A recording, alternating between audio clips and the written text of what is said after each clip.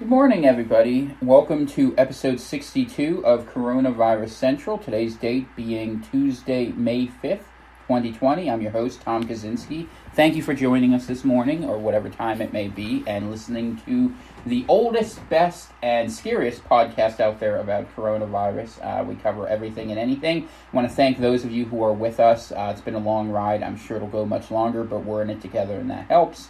If you want to listen to the old episodes and see what we were talking about back when, coronaviruscentral.net. If you want to see the news before I share it with you, go ahead into the Telegram group, t.me/coronaviruscentral. And if you like me being up here sharing this with you, support is always appreciated. The Venmo is CVCPRV, and mail can come to P.O. Box 35, Greenville Junction, Maine, 04442. So today is part 2 of the episode we began yesterday, where we were talking about the question of antibody-dependent enhancement and the potential for COVID to be an autoimmune disease. So we're going to jump right into that pretty quickly. I've got 3 different studies that are going to fill out the show, but I am going to lead with one piece talking about a secret FEMA chart that says the death toll will hit 3,000 people a day, rather. My apologies. Because one of the reasons why I am doing this show is because I'm trying to get across to you my concerns about what a second wave might actually look like. And we have tended to think of this as a first wave, a valley, and then a second wave. And what I'm trying to hunt down and share with you is both the shape and character of what that wave looks like, which to me looks like it's going to be something that picks up in the middle of the first wave, potentially still working through, and also what sort of things we need to be afraid of for the severity of it, and the concept of COVID serving an autoimmune attack function, which is to say that whether it uses antibody-dependent enhancement or there are other forms of immune enhancement, ultimately it still kind of works out basically the same way, which is that it takes an element of your immune response, whether it be the antibodies, B cells, T cells. We're going to talk about some different options today as far as the technical nature of how this works, but what it fundamentally does is the virus weaponizes the body's own immune response against it to both A, take away the ability of the body to defend itself, and B, massively and quickly increase the viral load in a way that is incredibly destructive. We've talked about dengue fever as the parallel example. And if you don't understand how this works, by the way, I recommend you go do a little bit of research or watch a video on YouTube about that. Just conceptually, it might make it easier for you if the concept is just difficult. But it's pretty simple. It's just basically like imagining if you have 2 armies facing each other, and one army was able to, use a radio signal to turn half the other army against itself so that they're in the midst of it. And that makes it a lot harder to stop the virus from spreading, and that's what ends up happening. So that is what I am concerned about, and what we have today in our show is evidence about how that is manifesting potentially, and weird autoimmune issues that are happening, including the suggestion that it is, in fact, immune suppression that is the biggest determinant between someone who has a severe disease outcome and a less severe disease outcome, and that if we begin to understand why people who get very sick are getting sick in a way that explains not just comorbidities, where obviously people who have pre-existing health conditions and also therefore have weakened immune systems are at risk, but we could also see why healthy people are getting sick and have a commonality there of the severe cases, then that could really tell us a lot about the fundamental nature of this disease, because we know it does a lot of different things. We've learned that it's neurological at times, it's respiratory at times, it's cardiological, the hypoxia. We've talked about the lack of blood in the oxygen cells. We've covered a lot of different pieces, and there's evidence for all of these things. And to me, that seems like there's a common missing link. And in the absence of an immune system, it's just like the idea of walking with no resistance. And that would make a lot of sense for some of the problems we see out there. So we'll go into that today. I don't know how long today's show is going to run, because I tried to cut this in 2, so this one might run a bit shorter than usual, or it might run to about normal. I'm just not sure. but I wanted to really focus on the science and not have too many distractions because I know these shows are dense, and I'm sympathetic with the fact that I throw a lot of information at you guys. We actually have someone in our group who's trying to make a 10-minute summary of what I say, which I would be impressed by because Lord knows I can't do it. If I did, if I could, I would, right? So we'll go forward with that. And firstly, let's put out the numbers for today. Just take a quick look at the top line number from COVID-19info.live. Our last update is as of 7:10 a.m. Eastern Time right now on May the 5th. Confirmed cases, 3,644,164. Death count is 252,235. Recovery count, 1,237,540, which has us looking at a little bit under 1 in 5 cases have resolved in death. Let's call it 21%. Okay. So in the United States, we have 1,189,763 confirmed cases, 69,069 deaths, and 213,033 recoveries. UK, 192,239 cases, 28,825 deaths, 6,261 recoveries. Let's see, the Canadians, 61,956 cases, 4,006 deaths, 26,017 cases, resolved here. I'm just looking for English-speaking friends. I know you're out there around the world. I don't want you to feel forgotten about. Ireland, 21,772 confirmed cases, 1,319 deaths, 13,386 recoveries. And where are the Aussies? I always like to include them, too, if I can find them. Australia's doing all right.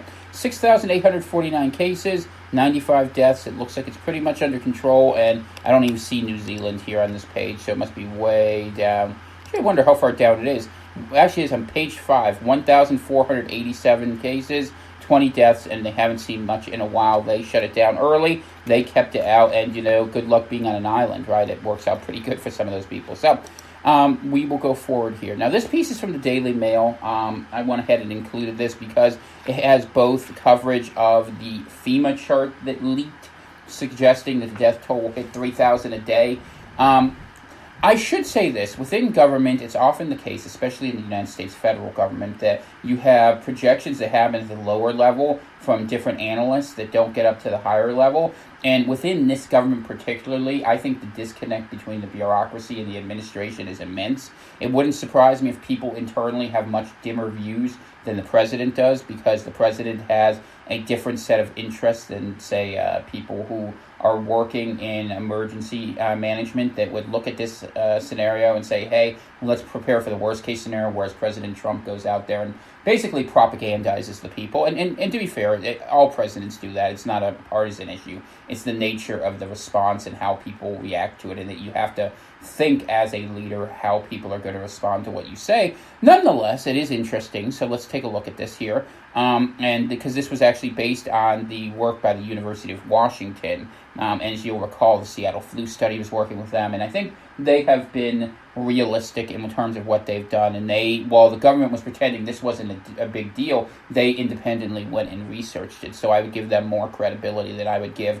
the train wreck that it is the Centers for Disease Control. So, it's fake news. Trump says a secret FEMA chart warning a death toll will hit 3,000 a day by June is false, despite key COVID-19 model nearly doubling original fatality projections to 134,000.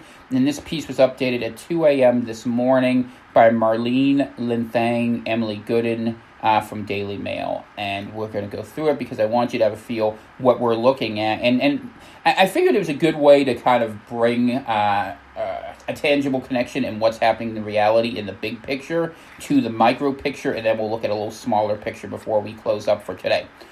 So, the Institute for Health Metrics and Evaluation at the University of Washington released new projections Monday forecasting 134,000 virus deaths by August, nearly double its previous predictions. Officials said projection is due to changing social distance policies as states start to reopen. And a lot of states are starting to open, including California, which actually surprised me a little bit. It looks like Governor Newsom got beat down, but this was one of the things you might have expected, that you put the economic incentives against the health incentives, and the economic incentives ended up being stronger, and that's what happened. And realistically, if Gavin Newsom wants to blame someone, he should be talking to Speaker Pelosi, because her Mitch McConnell and everyone in Congress failing to pass the same sort of aid package most countries, at least in the Western world, did to keep people whole is the very reason why people are having to open up. And it's going to be the very reason a lot more people get sick. And I blame Congress, and I certainly blame the president.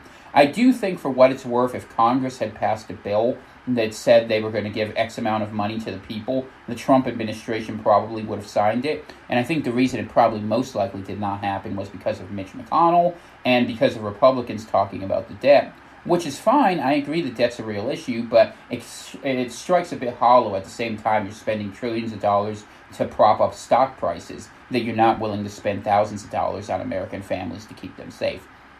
And I think there's going to be a lot of consequences and death in terms of that. And I think that ultimately the decreditization of DC is something that will happen if there is a second wave. Because the first wave, you can honestly say that people couldn't have understood what they didn't understand.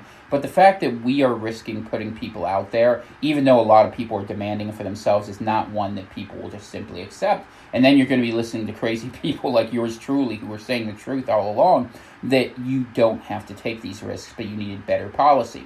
This show always makes one statement, that bad policy leads to more bad policies, and the policies that are leading us to open up are based on us making poor economic policy in response to a health pandemic. In any case, let's continue. Also on Monday, a Trump administration model projected coronavirus daily death toll to reach 3,000 by June 1st. That number is nearly double the current level of 1,750 deaths per day. This is not a White House document, nor has it been presented to the coronavirus task force, the White House said in response to the projections. Prediction is a troubling sign of what could happen when the U.S. fully reopens as 24 states begin partial reopening. Trump has pushed for the economy to get going again, but admitted Sunday the death toll could reach 100,000. And I understand why some of these things leak, because frankly, they're going to get killed if they go to the higher levels where they're going to say, no, you can't say that, we're not allowed to say that. And that's what happens when you have a government that's more concerned with managing the message instead of being true. But the reason why the government has to keep lying is because they lied at the beginning. And it's like I always say, the problem is it's not it's the first lie that gets you in trouble with every other lie. You tell one lie, and then you have to tell a whole bunch of lies to defend that first lie, and then you end up in trouble. And what they should have said, like we say when we don't know, is we just don't know. And, we make presumptions, we correct ourselves when we're wrong, and you guys have corrected me tons of times. I have no problem with that, and we try to learn. But DC doesn't learn. They defend their bulwarks against one another, and if a whole bunch of people are dying, well, that's casualties in the political war. And I think people are sick of it, frankly. I think, I put a poll up on Twitter that had many hundreds of responses asking whether you thought the state or province you lived in, for our Canadian and other friends out there, did a better job, or whether your federal government did. And it was overwhelmingly Americans responding, but 5 out of 6 people said that they thought the better job was done by the local government, including some who very specifically gave credit to their city and or county governments, which is an excellent point as well. So people are really unhappy with what DC is doing, and as things get worse, that unhappiness is a part of the story, because realistically, we know we can't count on them. We just know it because it's based on what they have demonstrated, that their priorities are not with the health of people, they're not with the economic well-being of people, it's with their own narrow political interest. And I would say that's true of both parties. And it's been interesting because over the course of this strange thing we're going through, a lot of us who would never otherwise talk together, I mean, let's be honest, how many of you would have been listening to me 6 months ago, are having conversations, and we're realizing and talking about a lot of things that are seriously wrong, and that this virus, if nothing else, gives us an opportunity to really address how we are being treated as people. And, our health is sacrosanct. Jefferson talked about that, life, liberty, and the pursuit of happiness. Although he talked more often about life, liberty, and property, but life is still the antecedent. And as people go out there screaming about rights and principles, I'm worried about life, man. I believe in the sanctity of life. I really do. And we're not acting that way in this country. It's really concerning. Instead, we're attacking people. Like, I've seen a really bad thing happen to my wife. She got attacked for wearing a mask. Someone got mad at her, saying, "Oh, what are you wearing a mask for? You don't need to wear that." Yes, you do. I mean, it's absolutely crazy, but people are just losing their common sense, and it's really sad. I mean, I don't know whether to be angry or upset, and it's just, we're seeing this more and more, and I predict for the people who listen to the show, you're going to start to get attacked because people are going to blame you defending science and defending your safety for them not being able to do what they want to do. And ironically, your reluctance to go along with it is probably the only thing keeping them safe. I mean, life is full of ironies like this all the time, and as someone who's lived a lot of them, there's never any thanks for saying the truth. Anyway, all right, let's get into the meat of the story. Enough of my monologue. President Donald Trump has dismissed the leaked secret FEMA charts that warn the daily virus death toll will hit 3,000 by June as false and fake news, even though another key COVID-19 model has nearly doubled its fatality projection to over 134,000. On Monday, two staggering coronavirus projections were released, including a private model by the CDC, pulled together in chart form by FEMA, that said the daily death toll of COVID will reach 3,000 cases daily on June 1st. That number is nearly double the current level of 1,750 deaths per day from the disease. When asked about the leaked projection, Trump said, "I know nothing about it. I don't know anything about it. Nobody told me that. I think it's false. I think it's fake news," he said in an Oval Office interview with the New York Post, denying the leak but not the numbers themselves. The White House has said that the leaked projection had not been presented to the Coronavirus Task Force or gone through interagency vetting. Interagency vetting, by the way, is censorship, just so you understand what that really means. Also on Monday, the Institute for Health Metrics and Evaluation at the University of Washington, IHME, which is often cited by the White House, released new models that forecast a death toll projection of 134,475 fatalities by August 4th, a major jump from its previous prediction of 72,433 deaths. And why is that? That's because things are opening up. Today, there were over 69,000 deaths from the virus and over 1 million cases of COVID across the country. And so they show the different models here. You can see them. That's why I picked this article, so you have the opportunity to read them. The spikes in the two models are linked to relaxed social distancing measures and increased mobility as states start to reopen businesses. Let me interject one thing here as well. Keep in mind the spread of what we talked about yesterday, the D614G mutation, which has rapidly increased transmissibility, makes it where it's very possible the old social distancing model will prove less effective going forward because we now have a virus that's more effective at spreading. And it would be really interesting and I think necessary to begin to revisit what constitutes a safe measure here, because now we're dealing with a disease that is functionally changed. We're going to talk more about that, but these models don't even get into that level of granularity, and I don't blame them for that. I'm just sharing this so that you understand that these models are still, once again, a conservative estimate. And while my predictions tend to be a little bit more on the stratospheric side, I do think that we need to keep a very close eye on this, and we'll look at the attributes going forward that could modify these models rather than trying to make numeric predictions. Other than that, I would say that I think that there's a very good chance that those numbers may prove inadequate as this evolves. These projections are considerably higher than previous estimates, representing the combined effects of death model updates and formally incorporating the effect of changes in mobility and social distancing policies into transmission dynamics. So they're looking at the differences in what we're doing in non-pharmaceutical interventions rather than at the disease itself, and that's okay. This is still good work. The Institute for Health Metrics and Evaluation at the University of Washington said, IHME Director Dr. Christopher Murray said that factors that contribute to the heightened death prediction include states adding presumptive COVID deaths to their statistics and outbreaks in meatpacking plants across the nation. It's really bad. I had someone tell me out in Oklahoma, actually, that they're having a really bad one there. You're not even hearing about that one. Now, he says the nation needs to worry about how reopening states might compound those numbers even further. And we'll cover some of those things with the meatpackers on tomorrow, by the way. I want to touch on that. I think the challenge for us all is to figure out what's the trajectory of relaxing social distance at a measured pace that will protect us from big increases or even a full-scale resurgence, he said to CNN. While Trump has denied the leak of the FEMA projections, which were obtained by New York Times, it is sparking concern over how the virus might proliferate if states continue to reopen. Still, Trump is raising his rallying call to reopen the country, saying we did the right thing and now we're bringing the country back, and I think there's great optimism. He said that Americans are starting to feel good again, and he touted that his administration saved millions of lives. You know, I really have to wonder, it's a cynical statement, but honestly, I really have to wonder if this wasn't an election year, how much more careful he would be. And it's one of those tragedies that's out there, because frankly, this just does not connect with me, with the science at all, and I think they know that. In fact, I'm sure they know that. They're just hoping for the best, thinking that they can't handle the worst. The leaked Trump administration model forecasts about 200,000 new cases each day by the end of the month, up from about 25,000 cases now. Among their findings was that the number of cases was below the modeled number, which is roughly the midpoint of the range estimated, but the number of reported deaths was actually above the modeled level.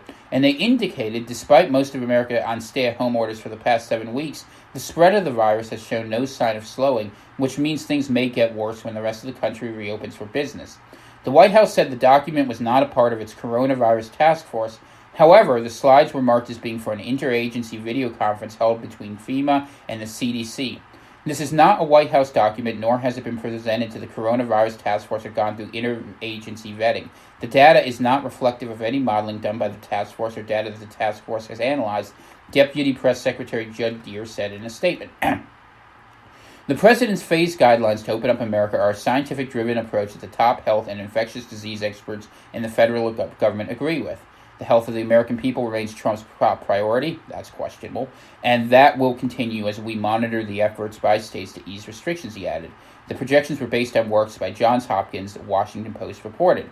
Justin Lessler, associate professor of epidemiology with the Bloomberg School of Public Health at Johns Hopkins, said the projections were based on incomplete data which he had sent to the CDC as an FYI. It was not intended in any way to be a forecast, he told the Washington Post. So they're working on models and they're considering them. So that's fine. And we do that. I do that too sometimes.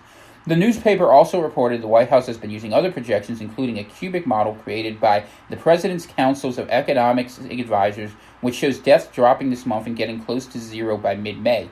I wonder how that works. I guarantee you that one is going to prove wrong. However, the presence of internal documents in FEMA and CDC, which are odds with that, will raise concerns about the speed with which reopening the economy is being encouraged by the White House. 24 states have begun a partial reopening, with another 4 starting a partial reopen soon. President Donald Trump acknowledged on Sunday the number of COVID deaths could top 100,000. Look, we're going to lose anywhere from 75, 80 to 100,000 people, he said during a virtual town hall sponsored by Fox News. But he argued there were people up there who wanted to get back to work. People are absolutely scared, but there are other people about being scared about locked in a room and losing their job and not having an income, he said. So let's stop for a second there.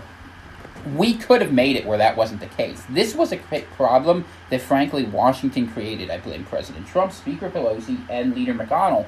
They could have gone and made it so people weren't afraid of being locked in a room and not having an income. They could have had an income. That was a choice that was made. And don't let them for 1 second walk away from it, because we talked about it, they talked about it. They gave you $1,200 to survive the apocalypse. That's what they did. And that it didn't work out being quite that bad doesn't forgive the fact that they literally thought that way. He said he saw no reason why those who want to stay at home can't, while those who want to return to work can do so. I think you can really have it both ways, Trump said. And Dr. Deborah Birx, who is coordinating the coronavirus response for the White House, said there could be up to 240,000 deaths. Our projections have always been between 100,000 and 240,000 American lives lost, and that's with full mitigation and us learning from each other how to social distance, she said on Fox News Sunday. Trump has been itching to get businesses open and the economy restarted as more than 30 million Americans applied for unemployment benefits in the last 5 weekly filing periods. Remember, that's going to go insolvent by the end of this month or in early June, depending on what state you're in, meaning that at least 4% of Americans are unemployed, and that's a story no one is telling you. Economic experts have predicted the U.S. GDP could drop by 30%, spelling more financial disaster as fallout from the pandemic, and the unemployment could reach all-time highs of upwards of 13%. Trump administration officials have pushed an optimistic message amid the troublesome numbers. We'll see things get better in the third quarter, better in the fourth quarter, and as the president said, we'll be back to a great economy next year. And I can't help but notice that as they're trying to get things better in the third and fourth quarter, there's an election in November that they're rushing to try to hit, and that they are willing to risk as many lives as necessary to go forward to get to that point. That's how I feel. You don't have to agree. Treasury Secretary Steve Mnuchin said Monday on Fox Business News. But medical experts have warned that reopening the country too quickly could lead, I'll go further, will lead, to a second wave of the coronavirus that could be, and I'll add will be, even worse than the first.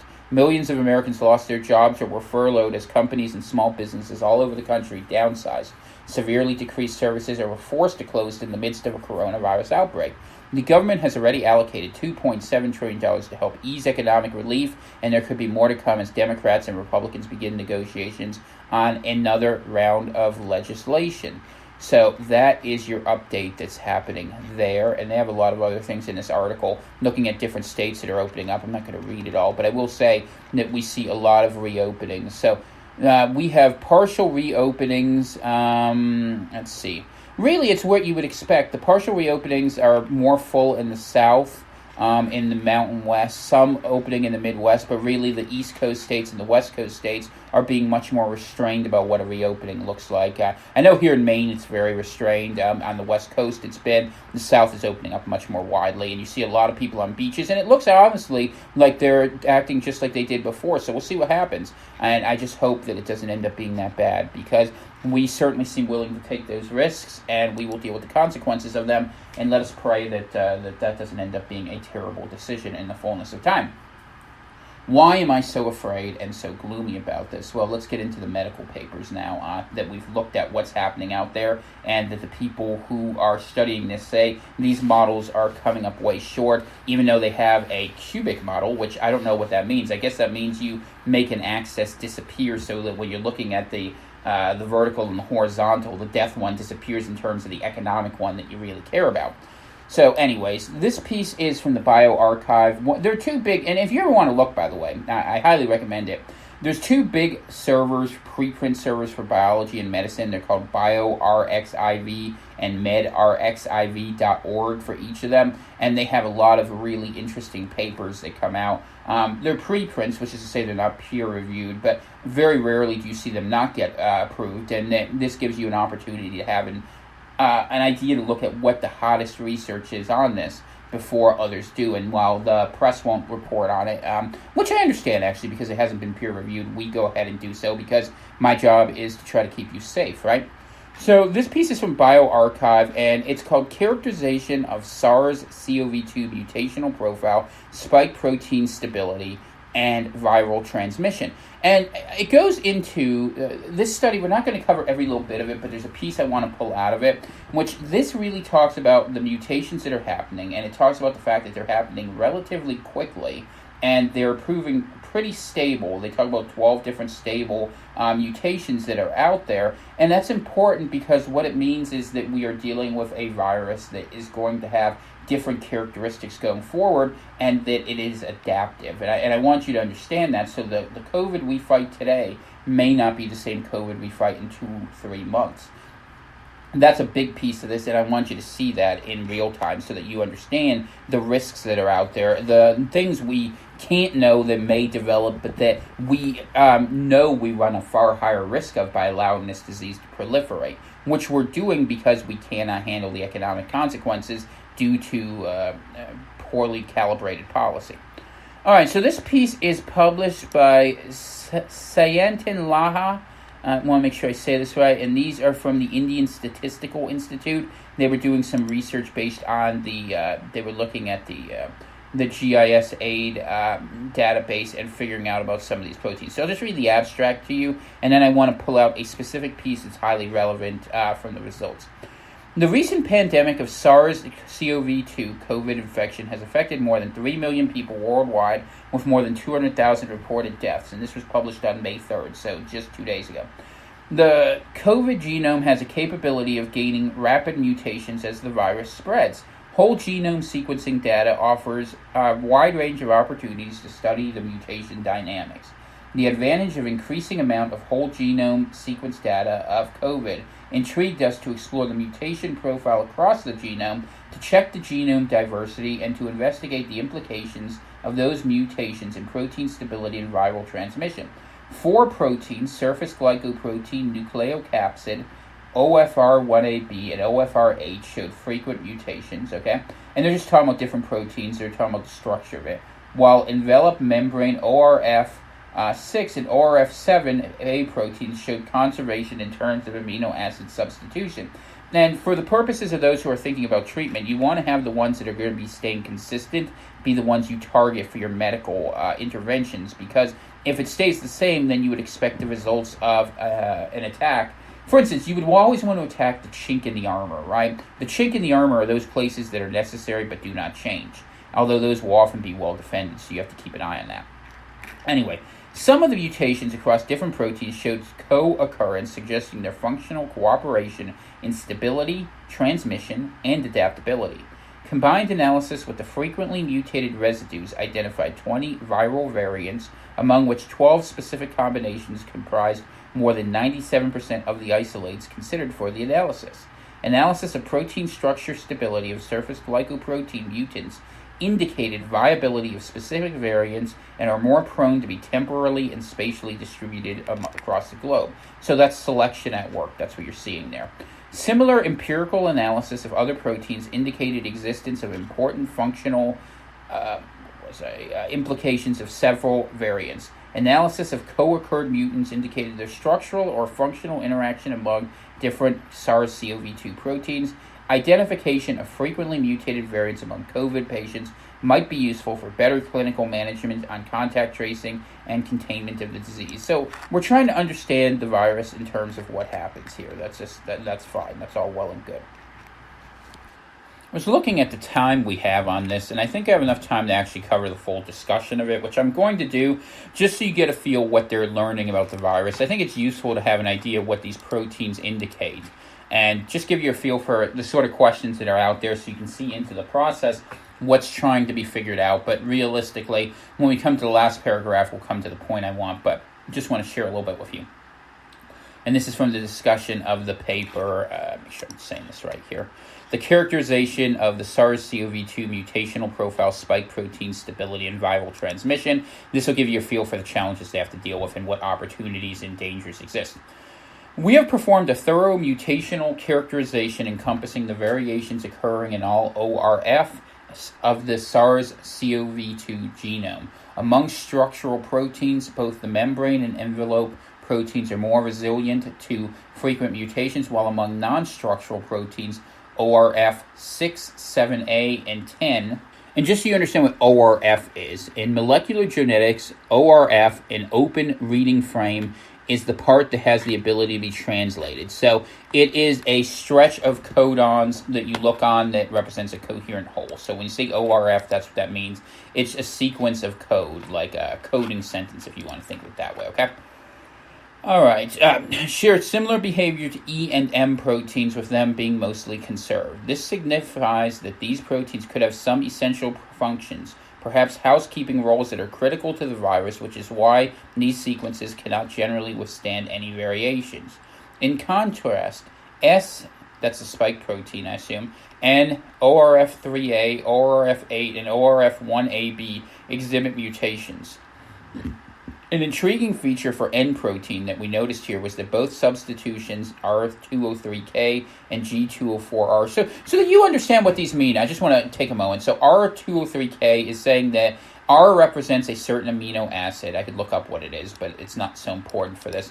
203 is the location in the genome, what it is, and K is the mutation that leads to a different amino acid. So whenever they're talking about these mutations here, what they're saying is that instead of making acid A in a certain place, you end up with acid B, and to put it in a certain way to make sense to you, it would be the difference, like instead of having hydrogen in an elemental place, you end up with helium. And that what ends up happening when you switch these is you end up with a different geometry and you end up with a different polarity. And those are the two vectors that are really important for understanding how these things connect. So what and why that matters when you talk about surface proteins is if you make things that are more neutral, they can bond more effectively, and that's why D214G, my apologies, ends up being so problematic, because it actually creates that sort of thing, and it creates a better bonding mechanism. But that's what these say. And then they convey different messages. I mean, how amino acids lead to the proteins that lead different things is one of those mysteries we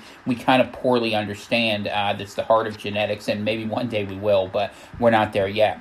Anyway, so these two substitutions were present simultaneously in 26 of the 28 samples, with only the remaining 2 samples lacking the G to R changes at the 204th residue. Mutations in ORF8 showed a major substitution, L84S, and an accompanied substitution of V62L with few isolates with the S24L substitution.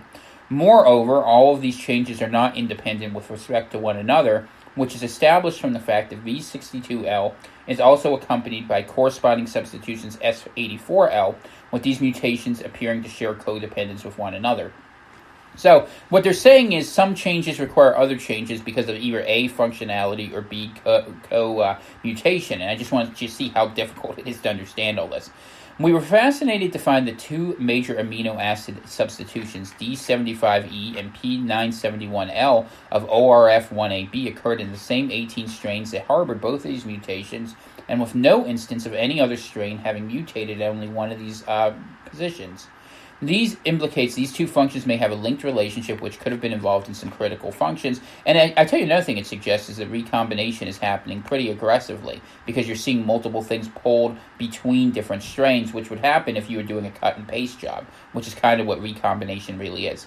Likewise, another clear-cut division of two variants was observed at the 4,715th position, which possessed L and P variants. We can discern a possible link between this mutation and the one discussed at the 265th position, which explicitly divided the isolates into two groups. We also detected two mutations at 5,828 L to P and 5,865 C to Y positions, and those strains that contained any one of these variants was also forced to accommodate the other variation, with no exception to this event being observed in any example, which shows the complete linkage between the two changes.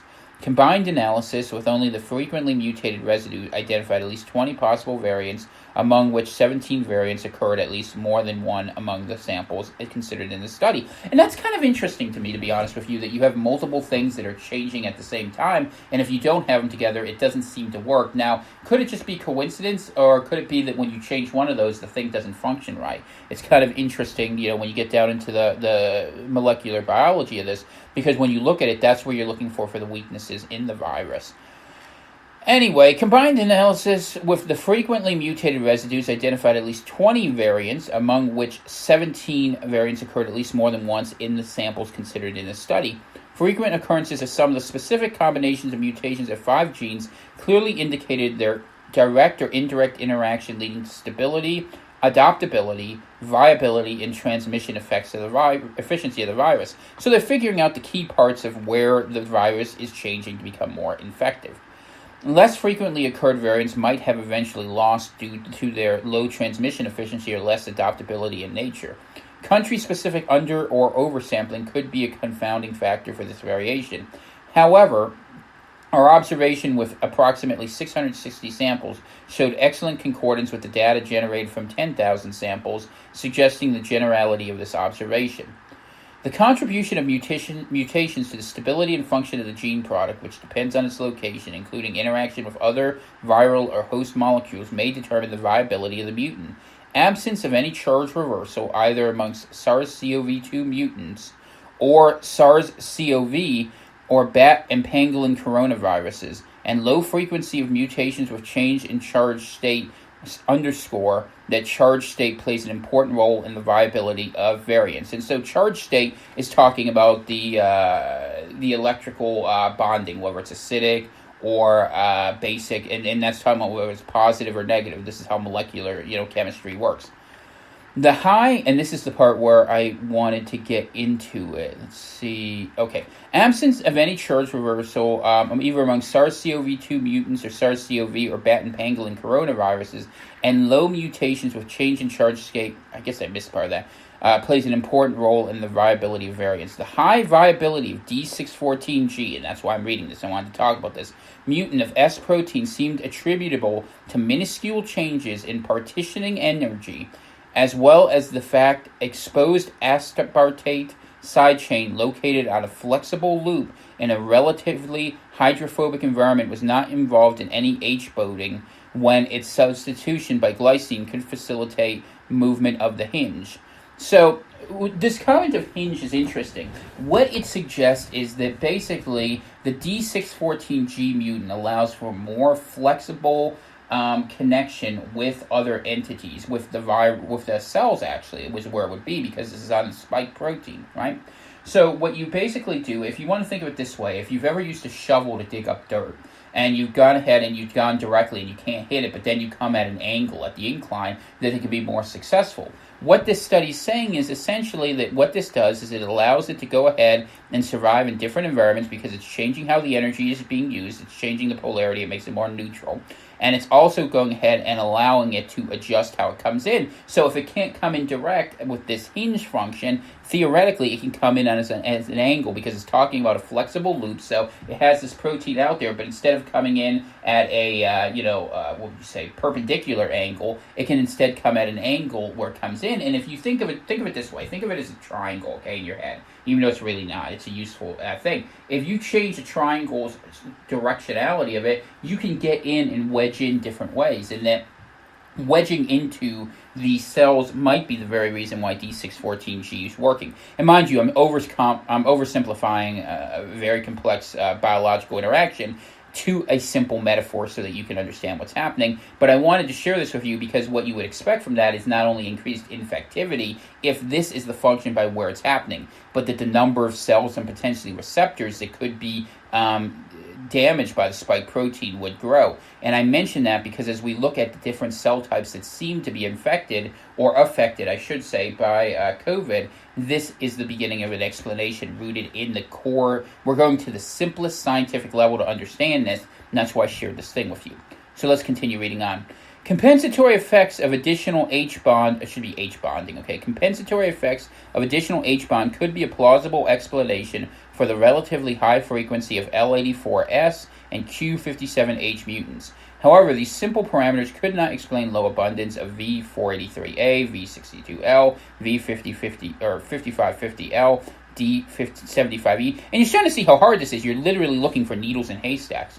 R203K, or discrepancies of abundance of L3606F that is out there versus the F6158L and PL mutants at 4715 and 5528. Unlike D614A, V483A mutant is a part of the crucial receptor binding domain. So that's that's the S2 part of the protein. The S1 part. The domain is S1, the motif is S2. Okay.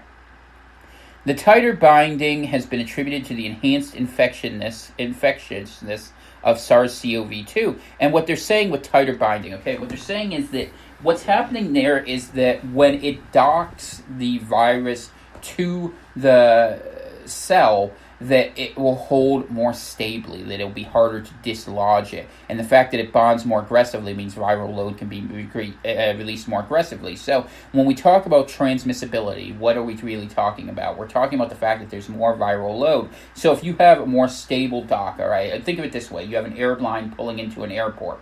You have that the airplane comes in and they put the thing out there so you can walk out the airplane. And if it's a nice stable dock, you can walk across. But imagine if you had to jump across a gap that was 2 feet in order to get from the plane to the terminal.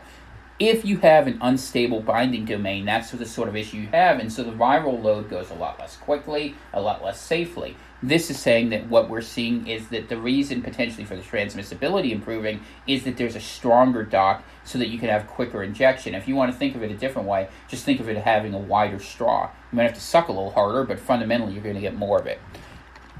Like I said, these are all metaphors. Understand the limitations of them. I'm just trying to explain concepts. So, thus, the low frequencies of V483A as well as other S1 CTD mutants seem primarily attributable to their role in interaction with the host receptor.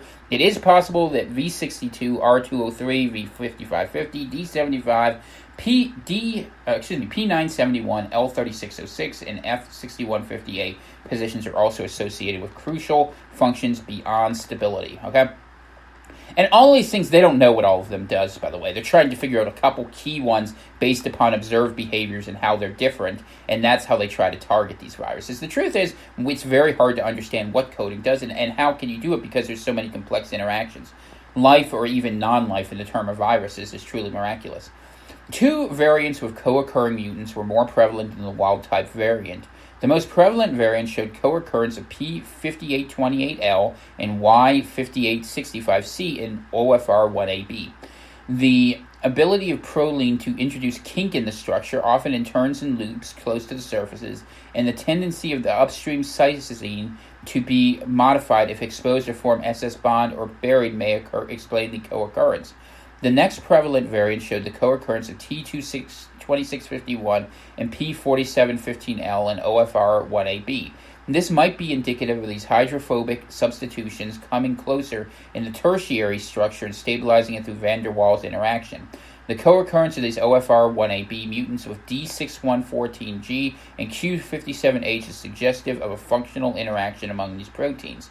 However, these interpretations are contingent upon the reported mutation frequencies being representative of the actual variant distribution and certainly begs more investigation and analysis. So what they're saying is, I want to try to say this forward here, that they're talking about the means by which that having a hydrophobic element, the ability to push away water, is having hydrophobic would be where you would end up having less push for water and that it would be more able to connect in certain ways because of the fact that it's adjusting differently and it's less soluble. So that it lasts longer because it doesn't have the ability to be diluted so quickly, if I understand this right. And keep in mind, I may not, and if you have to correct me, please go ahead and do so. But I'm sharing this because I want to talk about this effort of D614G, and I want you to understand just why it's changing things. Among the structural proteins which were mostly conserved, only the spike protein was found to be associated with several mutations, including the dominant mutational variant at the 614 position. We have investigated the thermodynamic stability of the variants to establish those variants which are correlated with greater stability and sustainability. Those strains that corresponded to structures with low stabilities were consequently found to have low transmission capabilities as verified in the next strain data. And if you look at nextstrain.org, you can see all these different variations that are out there. It's really interesting. We have identified several mutants with stable structures, including mutations at positions 49, 50, 54, 614, and 936, and have verified these variants are enduring among the general population over time, with D614G to be the most viable amongst them. Although some of the mutated residues of spike protein showed greater reduction of total free energy compared to the D614G substitution, but their spatiotemporal distribution number of isolates are comparatively lower than the substitution at 614. It clearly suggests that the spike protein is not alone is the determining factor of the stability, adaptability, and transmission efficiency of the virus. So it's saying that D614 is having an impact in changing how the spike works, but that it's working in conjunction with these other elements. But we'll refer to this as the 614 group to make life easier for you because it's hard for me to explain it at this level. Specific combination of all the frequently mutated variants might be necessary for the prediction of viability of the viral variants. However, considering only the disparity in the effectiveness of the transmission among the different spike protein variants, we have two important suggestions to the different nations in tackling and curbing the spread of COVID with greater efficiency.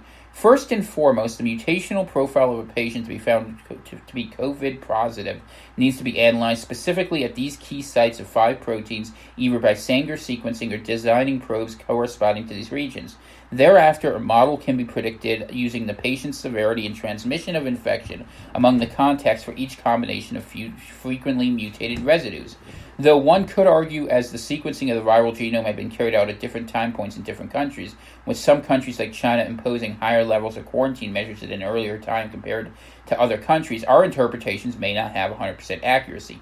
However, our hypothesis and interpretations of the mutations show good concordance as evidenced from the next strain data. Further research on identification of mutational status of COVID-infected individuals and determination of infection among their contacts might help to substantiate the correlation between genotypes with survivability and transmission of different strains. In conclusion, we maintain the belief that the propositions voiced here, if followed adequately, can work to curb the spread of the disease with much higher success. And they're out there looking, saying, hey, these are the key things you need to be looking for. So when you're talking about the testing, you're talking about PCR, these are what they're looking for. They're looking for indicators, and they're looking to figure out which strains came from where so they can figure out how this was spreading. And that's what contact tracing does. And for countries that have locked it down largely, it will be useful. For us, I'm approaching it from a different question. I wanted to show you what D614G is doing at the genetic level so that you understand that it's making it more effective. And what I'm trying to convey, because I think it helps to understand this, when you read all these things as abstractions, it's not, at least I don't find it helpful, but when you read them with the understanding that what we're dealing with is geometry and polarity, it becomes easier. If you picture the D614G changing this so it can wiggle a little bit more, and so that it has the ability to more smoothly spread, you're understanding why transmissibility gets greater, because it's not an abstraction, it's a really easy thing to understand. You just have a better funnel, and that the funnel's connected to other pieces. And if we can understand these,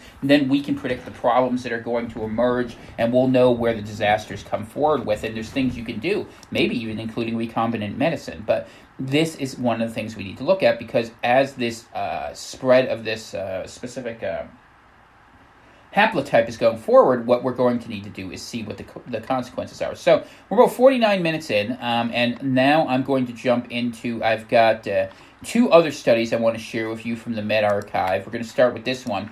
Critically ill SARS-CoV-2 patients display lupus-like hallmarks of extrafollicular B-cell activation. So what is B-cell? B-cell is a form of the immune system, a white blood cell if you want to think about it, lymphocytes, that plays a big role in your immune system response.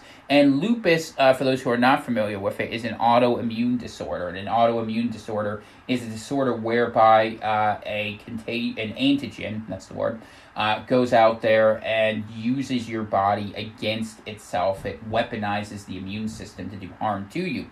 So we are seeing this, and I want to share this in critically ill patients, because this is something that uniquely happens in critically ill patients, and it does not happen as much in non-critically ill patients, as we will take a look at, because we have a second story that's going to follow this. COVID-19 induced acute respiratory failure and exacerbation of organ-specific autoimmunity.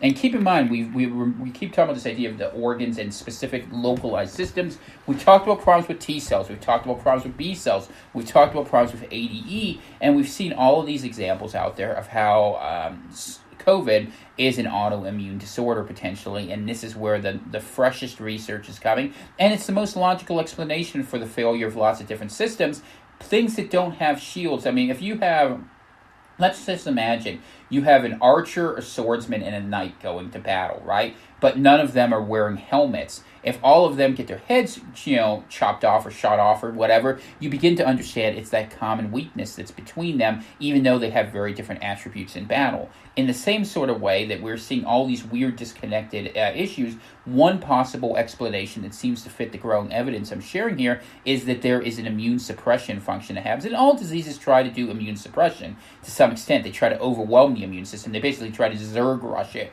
But more clever diseases and more difficult to defeat diseases fundamentally disable or weaponize the immune system against you. And what we're seeing here with COVID is an increasing ability to do so, starting from the genetic level, where we're looking at the example of that we have a highly efficient bonding agent that we've reported had this insert that was put in between the S1 and S2 spike protein that specifically gave it more flexibility, and whether it inherited that in nature, which seems highly improbable, or this commonly used attribute that was used for gain function in biological studies by researchers looking for vaccines and or weapons researchers, that we fundamentally have the problem now. We have a highly adaptive disease that knows how to lockpick very effectively, and it lockpicks not only this, but into the cells, because as you'll remember with SARS, which was the base of this, of COVID, SARS was good at, from the very beginning, as a lot of coronaviruses are, about being immune suppressive, having these ADE issues, and that if the immune system stops it through the usual measures and it comes back again in a mutated form, or as we saw with the SARS vaccine efforts where people got sick and died from that you end up with a situation where if you allow a SARS-based virus, which SARS-2 COVID is, to get into your system, it can do incredible damage. And now we have antibodies forming for strains that are changing that may serve as conveyor belts for this to cause a heavily heightened viral load. Remember what I shared with you about dengue fever, that 15 to 80 times the amount of load. I don't care how healthy you were the first time, if you get hit with that much of a load like this and you don't have immune response to stop it, you're going to be in really bad shape. And you might expect highly severe diseases and death to emerge absent having clinical interventions that are effective, and we don't have those yet. So this is a race against time, and unfortunately, when we go out there into the open, we're helping the disease have the opportunity to act faster, because Our laboratory are the scientists who are researching. Its laboratory are the people who are circulating. And if you understand that, you understand why governments who are being smart about this are keeping things closed and shut down, because some places they do understand the science and virology of this, the United States of America not being amongst them in the aggregate. Okay, so critically ill SARS-CoV-2 patients display lupus-like hallmarks of extrafollicular B-cell activation. So let's see here. We're going to read the abstract in this and the results and the conclusions here. There's a lot in methods. I'm not going to read all that because it would bore you and it would be hard to read.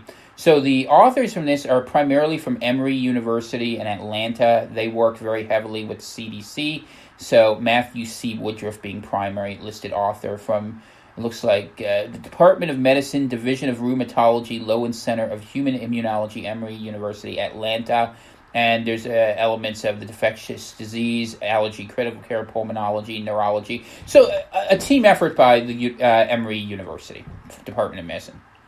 Abstract. Wide heterogeneity of disease course ranging from asymptomatic spread to respiratory failure and death has become a hallmark of the COVID-19 pandemic. While this clinical spectrum is well documented, its immunological underpinnings are less clear. We have therefore initiated studies of the B-cell responses as they would participate in both early effector responses and in the initiation of memory formation. So they're saying that these are the first ones that come to the battle against COVID. In terms of effector responses, we were particularly interested in the engagement and clinical correlates of the extrafollicular pathway we recently described in flaring SLE. So let's see what SLE is real fast. Okay, so SLE stands for systemic lupus erythematosus. Okay.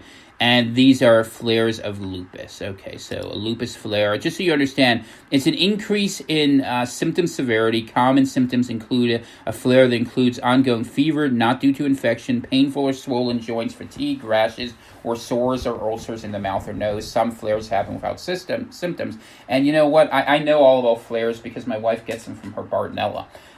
Which is another disease that has a different background. But flares are an example of a chronic disease in action. So what we are seeing here is something that's symptomatic of something that will have chronic conditions. And as we recall that we have the research now that we saw from February 26th that said HIV gets into the, into the cell nucleus, that it is found in there. We should expect and check if COVID has done the same, because if COVID does, and the testing to this point hasn't done that, then we have a high potential for a chronic disease.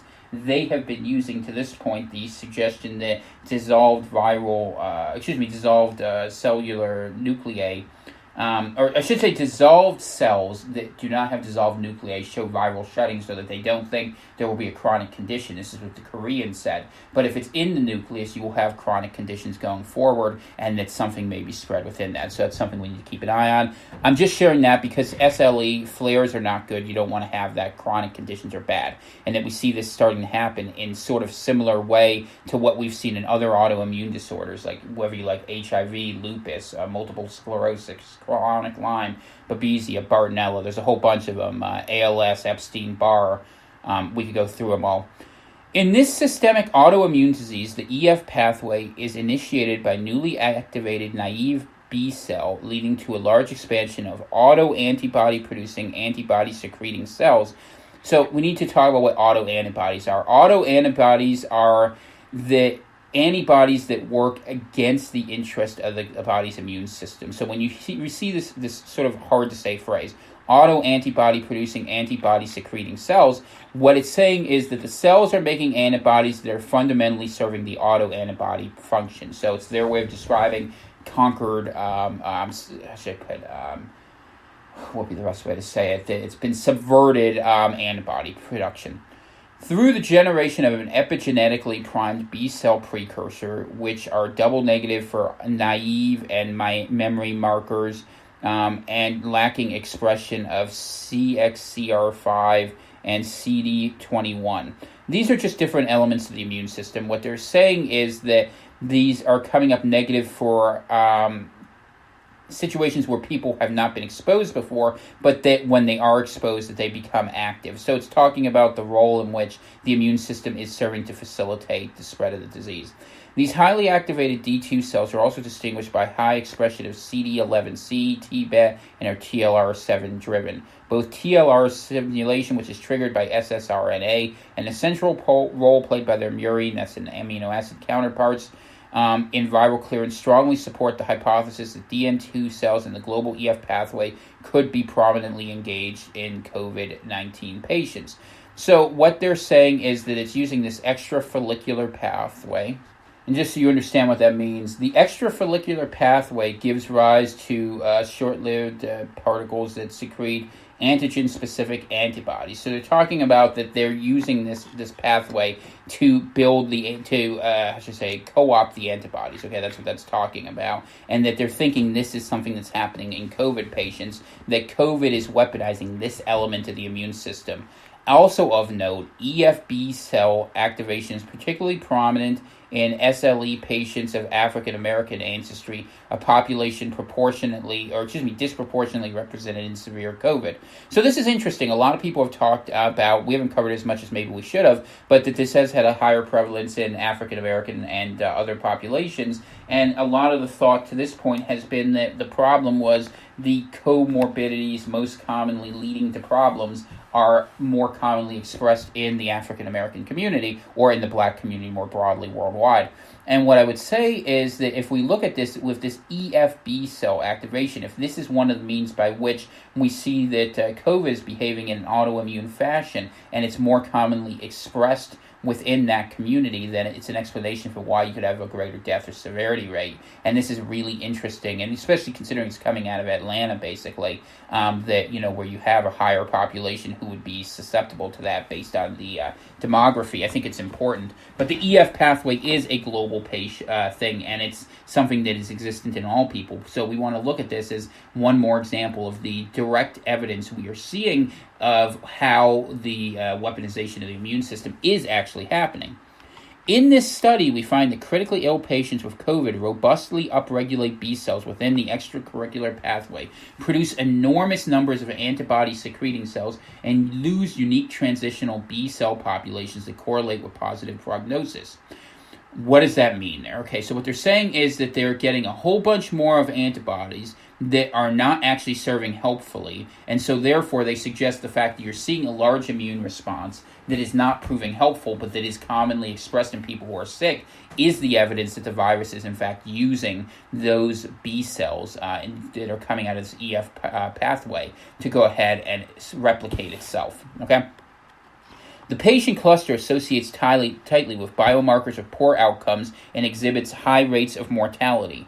Thus, the B cell phenotype might serve as an immunological marker of severe COVID-19 infection at early stages and could identify a patient subset likely to benefit from targeted immunomodulatory therapy aimed at alleviating disease burden.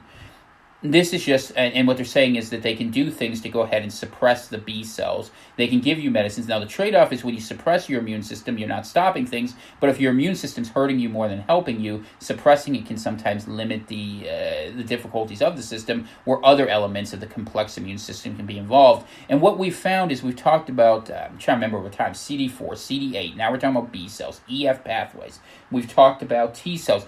This disease is finding ways to target a lot of different people, and what I would suggest to you is the mutation that's happening on the spike protein is probably allowing it to have a lot more flexibility with bonding, and I'm scared to death as this thing figures this out, and if it is an autoimmune disorder, that it will find ways to suppress going forward in time in subsequent developments.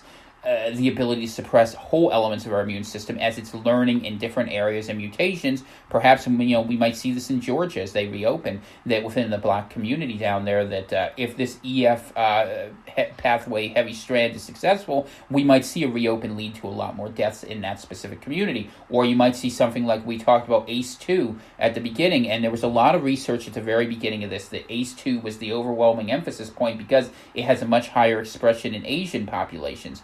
Now we have a piece where it's talking about this EFB cell pathway in African American populations, that we're seeing come forward lead to mortality. Maybe there's something in Europe, and what I would suggest to you is rather than looking for one pathway it's going for, we should understand why it's going into all these different pathways. And that as we look at this and we see different ways it's getting in there, we should be especially concerned with what's happening in the immune function. But the problem is we do have, theoretically, a potential gain of function action happening here, where if this virus is designed to go ahead and keep acting like a chimera, like we've talked about, and adjusting to go to new things, it is far more dangerous than anyone understands, because unless it mutates to a position where it's going to be less harmful to people in terms of the various conditions we've reported on, the ground glass opacity, the potential pneumonia that it results, and whether it results from hypoxia or some sort of other contamination, the neurological conditions, the extent to which this could be ongoing, chronic, and miserable, or it's just like you can even imagine as you're listening to this. And I think we don't know how bad it's going to get, and that's why I tell people, do whatever you can to avoid getting this, because this thing's going to get worse, and I don't know what new strains are going to look like going forward. And I do know that as we've talked about the question of reinfection, which a lot of people seem blithe to, thinking that they're going to have immunity, and our government saying that they're going to have immune passports. Immune passports to what? For the virus to go ahead and visit you and have a vacation in your spleen? It's absolutely crazy to me, but they don't understand the science, because you have policymakers don't take the time to read this stuff, and they don't take the time to understand it. And to be honest with you, politicians can push through doctors, because that's the way it works in the countries that have benefited a large place. Like take Germany. I'm not a fan of Angela Merkel in general, but the woman's a scientist. She probably listened. Whereas here we have a businessman, and there's advantages for that for the economy, but when it comes to a scientific problem, it's an absolute disaster. So what are we going to do, Anyway, results and conclusions. So let's see what they found out when they looked at this. But I wanted to show you real evidence in real time of what's happening and how our immune system is being suppressed, and that you see in the same sort of way. This is not ADE necessarily, although it could be, because we're dealing with the first time, but what you see is immune enhancement and the means by which it is weaponizing the immune system against us, and autoimmune disorder, which is something that could manifest in lots of different ways. I just pick ADE because it's easiest to talk about, but I want to show that there's a lot of different things they're showing in the same sort of vein of this broader category. As efforts intensify to identify treatment options and develop preventative vaccination strategies against COVID infection, there is an urgent need for accurate characterization of protective and non-protective humoral responses. With the recent description of a verified human extrafollicular B-cell response, the continued identification of new human B-cell subsets, and the complexity of B-cell nomenclature across the literature, the development of deep B-cell panels capable of accurately identifying B-cell subsets while also providing functional context is important in understanding the normal course of SARS-CoV-2 infection. To this end, a high-dimensionality spectral flow cytometry panel targeting human B-cells was developed for the following reasons: accurately identifying B-cell populations through an extensive set of commonly used lineage markers, assessing responsiveness with markers of surface activation, and understanding B-cell trafficking through chemokine receptor and selectin expression. So what they're saying is they made a test to understand what was happening with the B-cells, because they wanted to see if they were having an issue with the B-cell numbers being weird. If you would expect one of two things to be a sign that things were going bad. If things were just going bad and the immune system was suppressed, you would expect the B-cell amount to be low in critical patients. If the B-cell, which is an immune suppressive, if there's an immune response item was high at the same time that the severity of the disease was high, that is the evidence you would be looking for to say that the B cells are being weaponized potentially against the host, or the person. To characterize humoral B cell response, we enrolled 17 patients with confirmed COVID infection and 22 healthy adults. Of the COVID-19 group, 9 were hospitalized and critically ill with requiring ICU admission, with 3 of the 9 patients who eventually died. Peripheral blood was collected from these patients with a mean collection date of 12 days post-symptom onset to help ensure peak immune characterization. Despite early reports of lymphocytopenia, which is the death of white blood cells, if I'm reading that right, initial characterizations of COVID infection revealed an expanded CD19 B cell fraction within the CD45 hematopoietic compartment in comparison to healthy donors. So they're saying that where you would expect there to be less white blood cells, right, that you actually see more, which suggests that they were being weaponized. Detailed profiling of PBMCs in the COVID-19 cohort focused on the identification of primary populations within the total CD19 B cells, and they listed as transitional, naive, double negative memory, and antibody secreting cells.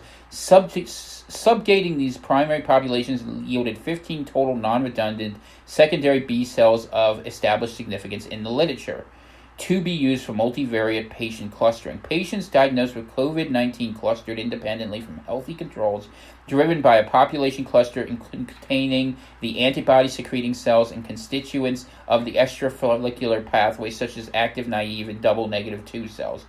Okay, direct assessment of COVID patient antibody-secreting cells, what are called as ASCs, that's what they call them, revealed a significant increase over healthy controls and substantial ASC maturation as indicated by high expression of the plasma cell marker CD138. Counterintuitively, while ASC and generation maturation are often correlates of protection in vaccine responses, remember that, in patients with COVID, increased ASC instead portended negative disease outcomes, with ICU-admitted patients presenting with significantly more ASCs than their HD and outpatient counterparts. So what they're saying is, in vaccines, you go ahead and you create a lot of antibodies because you're expecting the antibodies are going to stop the virus. But in COVID, this is more evidence of antibody-dependent enhancement happening and why a vaccine probably shouldn't. And if they give you a vaccine in a month, do not take it. I've told people one thing, do not take it. You're risking your life if you do. That you have a situation here where you're seeing in the research that what ended up happening with these antibody-secreting cells is the numbers were up and they ended up making it worse. The higher the amount of antibodies, the more damage it's doing to the body. That is what an autoimmune disorder looks like at the biological level. Okay, let's continue.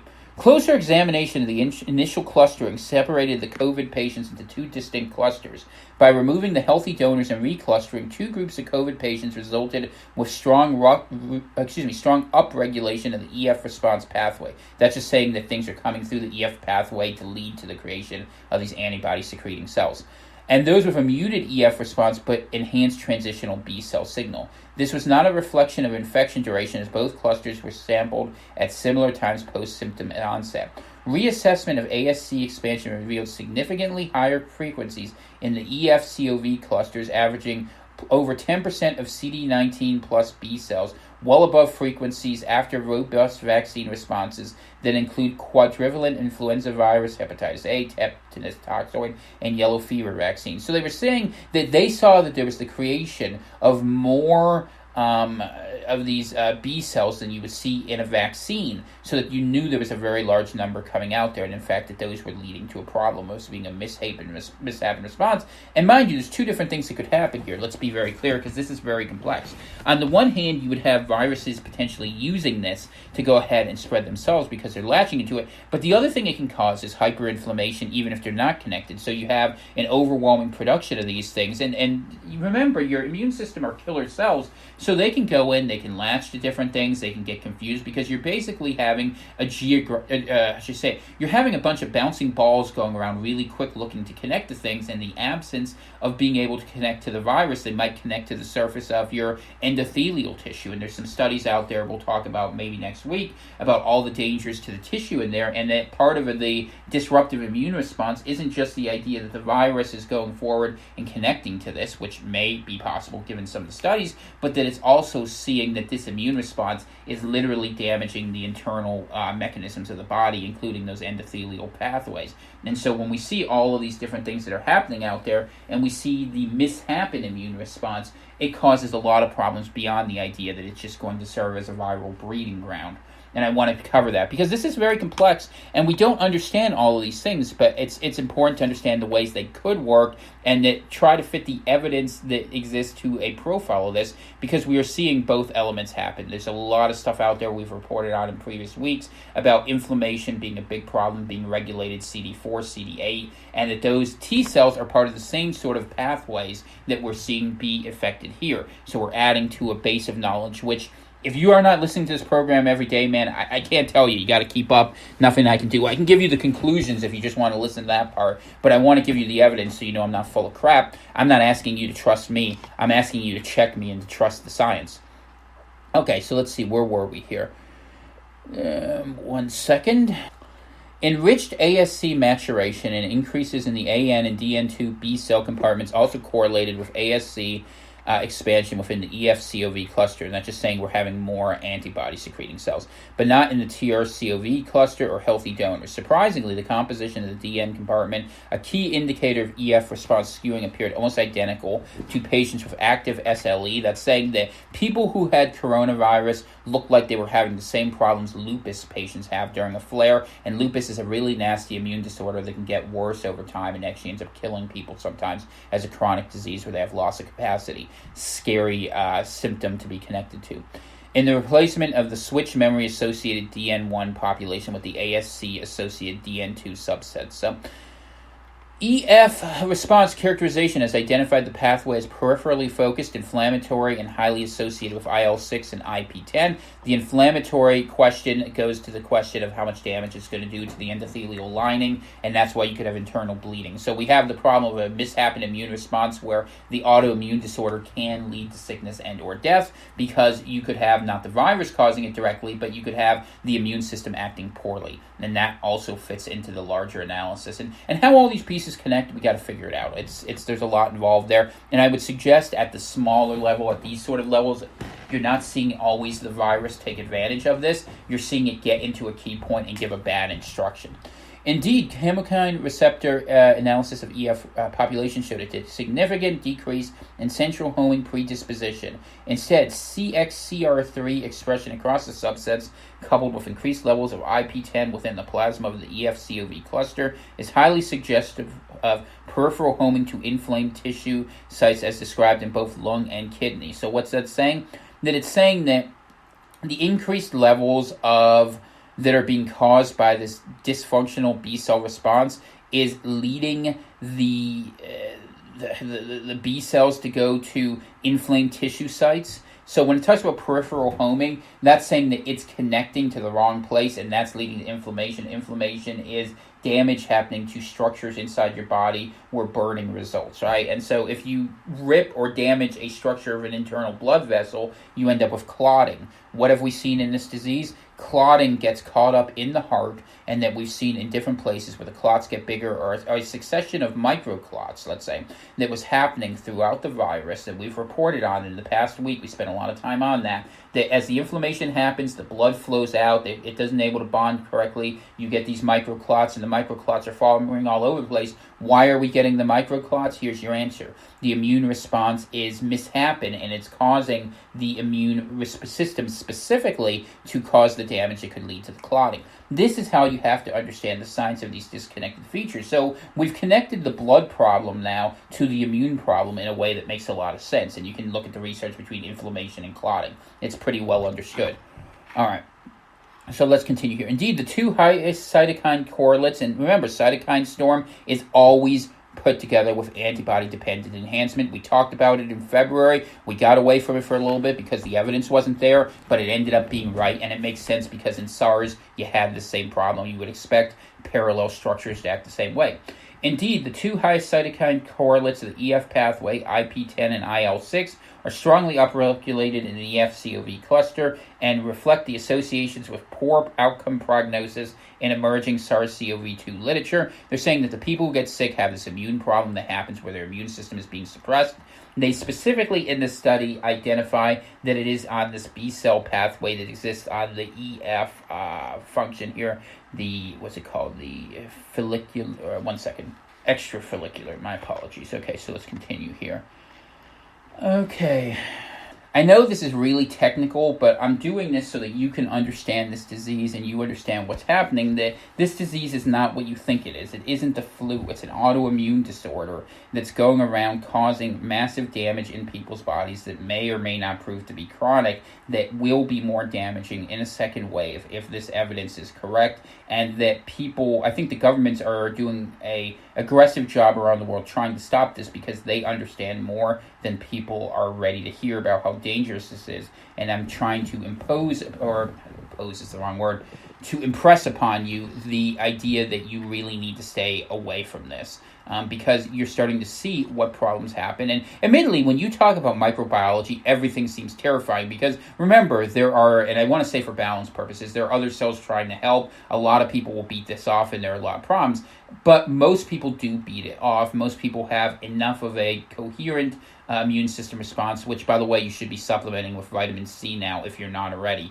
Get on that. Liposomal is a lot easier. You'll get the craps if you don't do it that way. Just trust me, I've tried it both ways. One way's cheaper, one way's easier. You make your choice what your budget and well-being allows.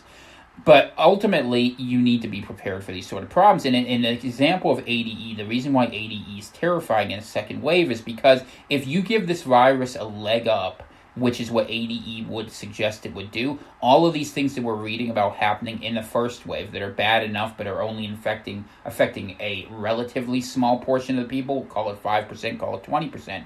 But if you allow this to be a situation where if you take something that affects 5% of the people and you make it 20 times more deadly, how many people are not going to be able to survive? Does the number rise to 20%, 50%, 100%? I don't know. And because we don't know what this virus will be able to do, because it's A, novel, and B, we have a situation where, potentially a function has been affixed to it that makes it far more sticky than anything we've seen before, we can't make those assumptions. And that's why I continue to do this show, honestly, despite the fact, fewer people care, because you need to know, and people think they know what they know. They don't know nothing about this. And even me, I know as much as anyone you'll find, because I spend my days reading these ridiculous reports, but nonetheless, I read this stuff and it terrifies me. And because I can see what it would mean, and I know what an autoimmune disorder looks like. I've known people who've been infected by them. My wife having chronic Lyme. I've been with people who had MS in the past. This is not where you want to end up with, especially with something that has the equivalency of an autoimmune disorder with the frequency of the flu. Lung AIDS is really looking like a good description of this disease before it's all said and done, and it's something that's really terrifying to think about. So please keep safe. Let's continue reading.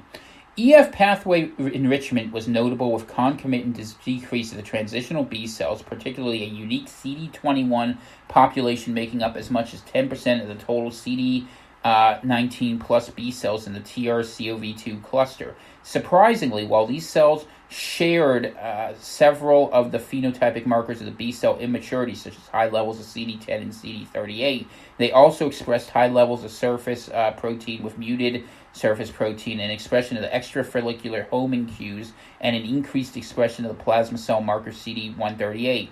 In SLE, previous studies, and that's a lupus flare, just as a reminder, have identified the direct conversion of transitional B-cell populations into ASCs in a polyclonal autoreactive and TLR-dependent manner.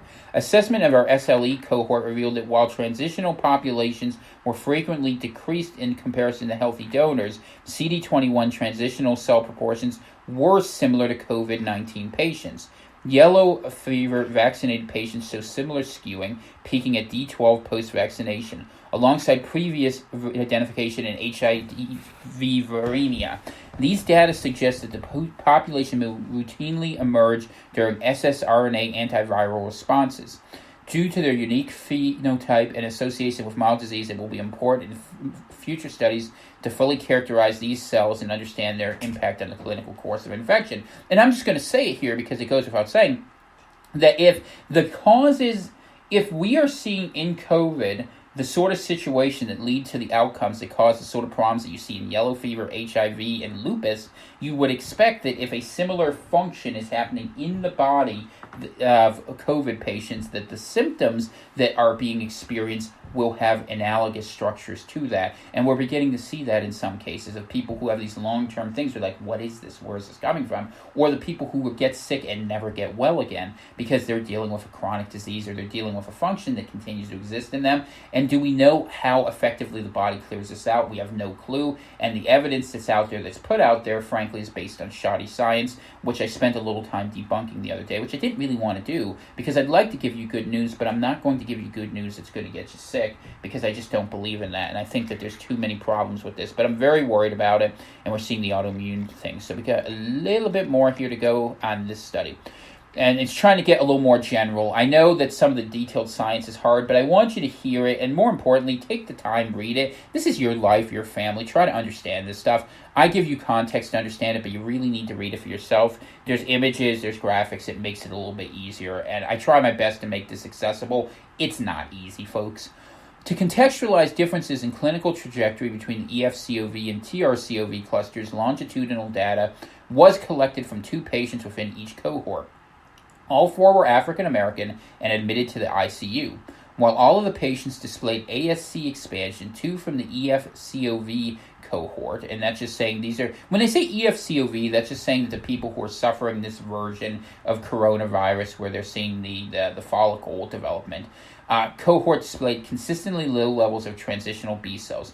These B cell subset parameters were associated with elevated sequential organ failure assessment scores, a marker of critical illness severity. So keep this in mind. We're seeing an immune response failure leading to the failure of organs that is not directly connected necessarily to the virus, but it's a dysgenic response inside the cells. And a corresponding decrease in PaO2 to FiO2 ratios, a prognostic measure of gas exchange efficiency while in mechanical ventilation, right? So that the ventilation is not the problem for an immune disorder. I mean, the ventilation is keeping people alive, but fundamentally you have an immune issue. Additionally, these patients displayed elevated levels of C-reactive protein levels in the blood of their TRCOV counterparts. CRP, an acute phase reactant in the IL-6 pathway, has increasingly been used as a biomarker of COVID severity. So they're looking at the immune system to see how bad it is. This trend in CRP values was generalizable, with blood CRP values elevated across all critically ill COVID patients, but particularly those within the IL-6 high EF COVID coronavirus cohort. Surprisingly, linear regression demonstrated that both the low frequency of transitional B cells and a high number of DN2 B cells across patients were correlated as strongly with CRP as IL-6 directly. So they're saying that this B cell response is one of the best indicators for having a bad version of disease. Finally, as anticipated by their accumulation of poor prognostic markers, patients within the EFCOV group faced poor disease outcomes. EF1 died on day 7 post-symptom onset, and EF2 was still critically ill as of day 24 post-symptom onset. And what happens is, if you never get your immune system to function right, can you get better? It's a good question. More generally, this cohort suffered an exceptionally high disease burden, with 5 out of 6 experiencing kidney failure, 50% mortality, and expected to rise. All patients in the TRCOV cluster were mild outpatients and have matriculated out of the ICU patient in near discharge. This 50% mortality rate, that's what SARS does. That's what MERS does. And it happens when the immune system response goes wonky. ADE may cause that. It may go ahead and make it where our immune systems can't stand for it. That's the worst case scenario of what a second wave looks like. A mortality number that's utterly unconscionable, where we go into Mad Max world and you're sitting here listening to Crazy Tom up in his cabin talk about how his new mask looks cool. All right. COVID-19 has vexed clinicians across the globe with its spectrum of illness severity and seemingly maladaptive immune response. Through careful humoral immunophenotyping, the current study offers 4 important observations in the clinical course of cases of severe illness. Number 1, while ASCs are robustly expanded in serious infection, their presence, and this is so important, cannot be considered a correlate of productive or protective immunity. All right? So antibodies aren't going to save you from this. They may make it worse. While the present studies do not address the possible production of anti-COVID antibodies by the expanded ASC, their expansion in early infection carries an ominous prognosis. Whether this is just a reflection of an exuberant inflammatory response or indicates a direct role of ASC in pathogenic responses. So they're saying whether it causes inflammation or it's spreading the virus directly through the generation of pathogenic antibodies, or perhaps pro-inflammatory cytokines, remains to be determined. And it could be both, by the way. It is worth noting, however, that IL-6 is a major factor in the differentiation of human plasma cells together with type 1 IFN. Number 2, serious COVID illness is highly associated with the same peripherally targeted and inflammatory extrafollicular response pathways found in serious autoimmune disorders. Those are diseases which are, and this is my insertion, these are diseases which are chronic, which suppress the thing and end up getting worse over time in many cases, potentially leading to fatal outcomes and organ failure. be afraid of that. That's something that happened with HIV, and that's why they had to work so hard to develop retrovirals, because otherwise the immune system would be so shut down that people would die from other diseases. So when we look at COVID, and if we start to see a hint that people are dying from a whole bunch of other things, that might be COVID working underneath to suppress the immune system. Keep an eye on that. Secondary infection with autoimmune disorders is always a big concern, and it's one of the reasons why people who are going out there now saying, I'm healthy, I've had this, I survived, or I'm not going to get it, they're the very people who we're going to be talking about months down the road potentially as the sickest. And then we're going to have to deal with them, and they're not going to be any easier to work with than they are now. Number 3, decrease of transitional B-cell pathways, whether correlative or causative, is an important indicator of poor disease outcomes. Whether this observation reflects the loss of B-cell regulatory function as postulated in SLE and other autoinflammatory disorders remains to be elucidated. So it's saying that the body has lost control of its own immune response and it's working against its own interest. They don't know why, but they do know you have these outcomes. And the flares, like I was reading to you, of what you would experience in terms of, when the extrafollicular pathway goes to crap, are really worrisome and pretty miserable to experience, to be honest with you. So, and number 4, due to disease heterogeneity, immunomodulatory therapy such as IL-6 inhibition may have discordant effects on different patient groups.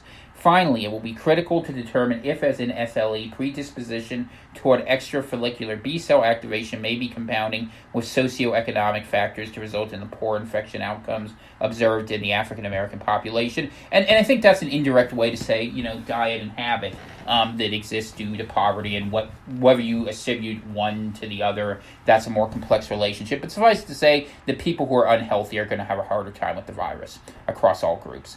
So that's another happy study that I wanted to read with you, and I wanted you to see what's happening at the lower level and understand the severity of what we're dealing with here, because I think it's so important. And I'm going to try to give you this detail that you have the opportunity to see in the biggest detail that I can actually do. So we got one more left.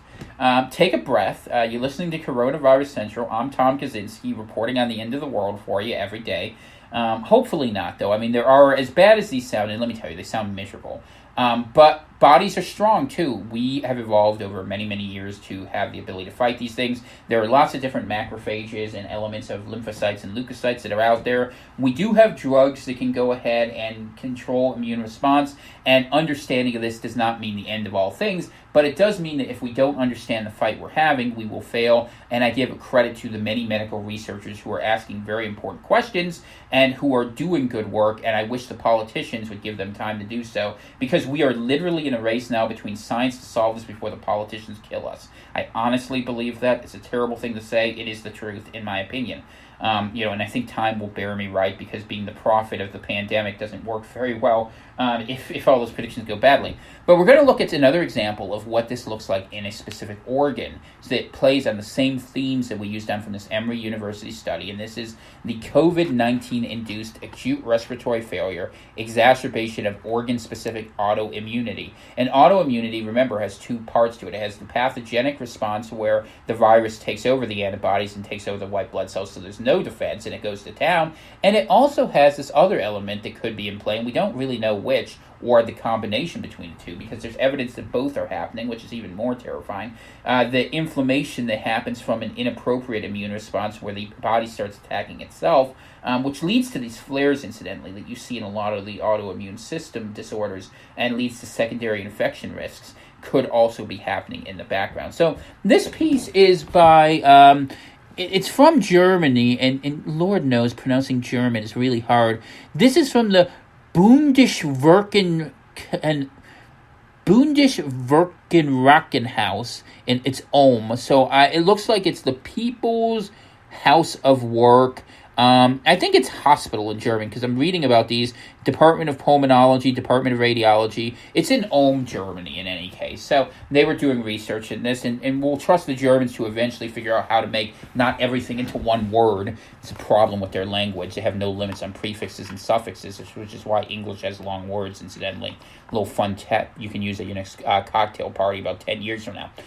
COVID-induced acute respiratory failure, and so we'll go read the abstract. This is a relatively short description, but I want to share it with you because it's interesting here. The background. Understanding the pathophysiology of respiratory failure, ARDS, in coronavirus 2019 patients is of utmost importance for the development of therapeutic strategies and identification of risk factors. Since we observed clinical and histopathological similarities between COVID and lung manifestations of connective tissue disease in our clinical practice, the aim of the present study is to analyze a possible role of autoimmunity in SARS-CoV-associated respiratory failure. And I suspect this was translated from the German because I'm cleaning up some of the grammar in it. Methods. In this prospective single-center trial, so they did this in Germany, we enrolled 22 consecutive patients with RT-PCR confirmed COVID infection hospitalized in March and April of 2020. We provide high-resolution computed tomography, so that's a CT scan, and full laboratory testing, including autoantibody, AAB screening, anti-ANA, SSBLA, Cy70, JO1, CNPB, PMSI. So they did all the different tests you can do. Transbronchial biopsies as well as post-mortem tissue samples were obtained by 3 and 2 cases, respectively, and subsequent histopathological analysis with special emphasis on characterization of interstitial lung disease was performed. Okay, so the results. 12 of the 22 patients, or 54.5%, were male, and median age was 69 years of age, and they had people ranging from 28 to 88 in this. 11, or 50% of the patients had to undergo intensive care unit treatment. Intubation with ventilation was required in 10 out of 22 cases, or 46%. Median follow-up was 26 days. Clinical and serological parameters were comparable to previous reports. Radiological and histopathological findings were highly heterogeneous, including patterns reminiscent of CTD-ILD, and that's connective tissue disease, just so you understand what that is. So we'll just call it connective tissue disease. That sounds better. AAB titers of greater than 1 in 100 were detected in 10 of 11 COVID-19 patients who required ICU treatments, but in 4 of 11 patients with mild clinical course. So what does that mean? That in the patients that were sickest, they found the highest concentration of autoantibodies, which is to say antibodies that were working against the interest of the body, where they were attacking the body. So that in the patients that are sickest, you see the immune system has been weaponized against itself. And I would say that's a highly significant result, that you have 91.9% of the time you're seeing that this ends up happening where it goes ahead and causes this problem, right? But only you see autoantibodies in only 37% of the people who are not having it that bad, 36%. And mind you, 1 in 100, over greater than one concentration of 1 in 100. If we had more detail, I suspect what we would find is those numbers go bigger. And they rate the p-value as 0.024, which is a highly significant result. Anything under 5% is highly significant. That's considered to be causative. So that this study is showing you that antibodies, it is a clear indicator that having an autoimmune disorder in this population was the cause of why they were getting sicker. Okay, and this fits what we see in the Emory study, and it fits what we're starting to see go forward with and we're trying to figure out how this all connects, right? Patients with AABs tended to require invasive ventilation and showed significantly more complications, which is to say 64% of the time as opposed to 12% of the time, also having a p-value of 0.03, highly significant. Overall, COVID-related mortality was 18.2% among hospitalized patients at our institution. So take this in your mind. When the mortality rate amongst people who had a dysgenic immune response ended up being 18.2%, or not 18.2%, I should say, is actually higher because we're looking at the example of 18.2% is only half of the people who had this. So they said 11. So really it's about 36.4% amongst people who have a dysgenic immune response. And I think you really need to know that that's the problem. If this has ADE come around, if it learns to overwhelm our immune system, it looks like it's doing it different ways. If it's ACE2 in Asia, if it's the B cells in Georgia, if it's these mutations that are quickly gathering in a spike protein that's designed to go ahead and learn to infect different populations, like they were researching in Wuhan in 2018 with those damn monkeys. And Shi Zheng Li was looking at that. Ralph Barrick in the United States, that they, there was, you can look at something if you want to look it up from 2014. It's called the Cambridge Working Group. Hundreds of scientists came together and said, don't do this. Nothing good will come out of this. And now we're seeing what happens when you have something where there is this rapidly modulating disease. And I tell you what, is it natural? Doesn't look like it to me. It really doesn't. And I don't think our governments, President Trump, we've seen Secretary of State Pompeo, other people are saying that this looks different. And I guarantee you, the reason you see all the war drums slowly starting to beat is because people are beginning to understand this. And whether it was the release of a terrible disaster or whatnot, it starts to feel like the 12 Monkeys timeline a little bit, doesn't it? So, and right now, the disease is young. It doesn't know how to... I mean, let's just imagine for a second, as a hypothetical, that this is a monkey disease that escaped. It was designed to infect monkeys, and it hasn't figured out people yet, but then it finally did. And it's like, oh, well, we like this. We can spread. And then what you see, and the reason I shared that piece at the beginning, is you see all these little proteins adjusting, adapting, and every time we think we have this disease locked down, we learn something new. We learned about the blood clots. And what's the cause of the blood clots? It could be microfissures all throughout your system that's happening from an immune response that's working out wrongly. And we see this happening in a single organ. Right here, we're looking at the lungs. The previous one, we looked at the kidneys a little bit. That's what they looked at in Emory, overwhelmingly kidneys. And I think it was the liver, if I remember. Not 100% sure on that part of it. And that you can see this, and you're going to see more of this happening out there, because what's happening is COVID is doing something funny to our immune system. And what's the best thing we can look at? What we looked at in part 1, SARS, where SARS did ADE. It was very clever about doing that, and we wanted a vaccine to prevent the exact problem we're going to now deal with, which is a SARS virus that is able to be more infective, more patient, and it's going to go ahead and spread widely. And that now that it's reached critical mass, we should probably expect we're going to see this in multiple waves, and they never found a vaccine for it. And every time they've tried to make a vaccine, what has ended up happening? It has gotten worse. They promised a vaccine for HIV for many years, another autoimmune disorder. Never happened. And I think that you need to be very realistic in your expectation that if a vaccine does happen, if it's rushed to market, it may not work, it may make you incredibly sick, and that we may not have it. We now live in a new world. It's a brutal one. The conclusion they share in this paper parallels this. Our findings point out serological, radiological, and histomorphic similarities between COVID-associated ARDS, acute respiratory distress syndrome, and acute exacerbation of CTD-ILD, connective tissue disease, right? While the exact mechanism is still unknown, we postulate that SARS-CoV-2 infection might trigger or stimulate a form of organ-specific autoimmunity in predisposed patients, just like we talked about with the B cells in detail from Emory. The detection of autoantibodies might identify patients who profit from immunosuppressive therapy to prevent the development of respiratory failure.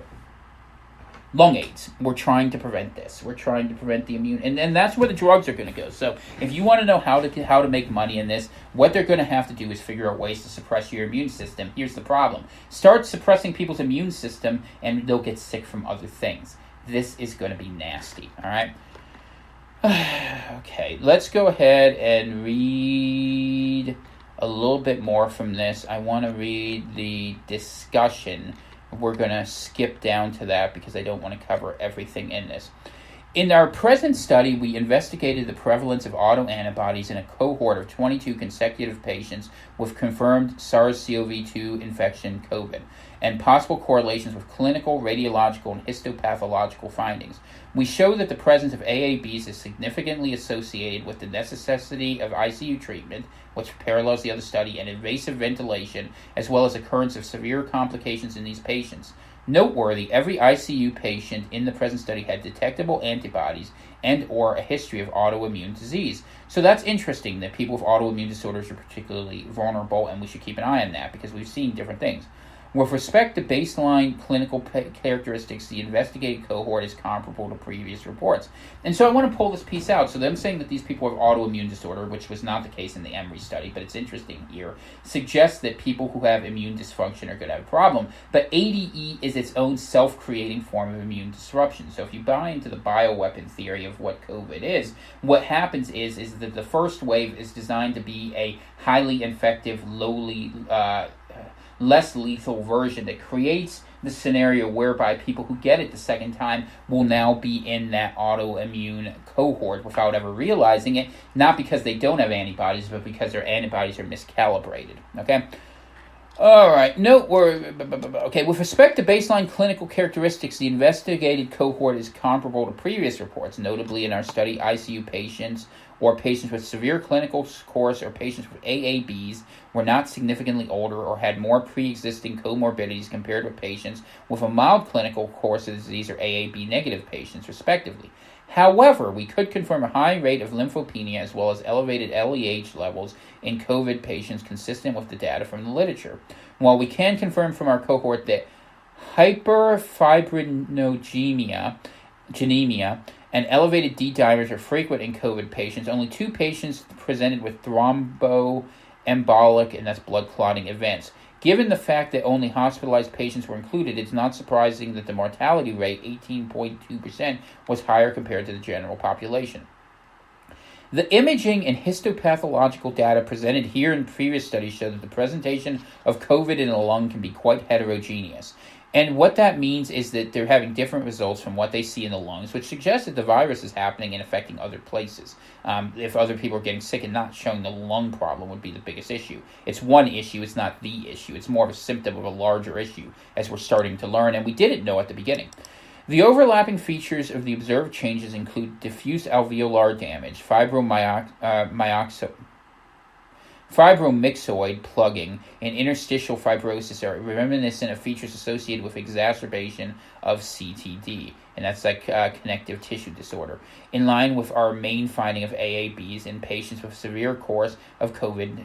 However, it's unclear whether these AABs were already present in the predisposed patients prior to infection or if the transient appearance of AAB is induced by the virus, as has been described for different types of viral infections. And this is where we're going to link back to the Emory study, where they're saying, in fact, that we are seeing that in patients who do not have pre-existing conditions. So this is something that can be exacerbated, certainly, by the existence of a problem, but that ultimately exists on its own. A possible epiphenomenon has to therefore be discussed.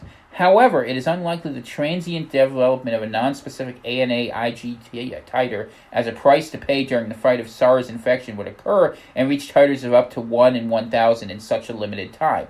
So they're saying that it's likely that this would be happening, that it's unlikely that the other viruses would cause this problem, that COVID probably is doing it. In addition, only few of the non-ICU patients showed AAB despite a long phase of virus colonization in these cases.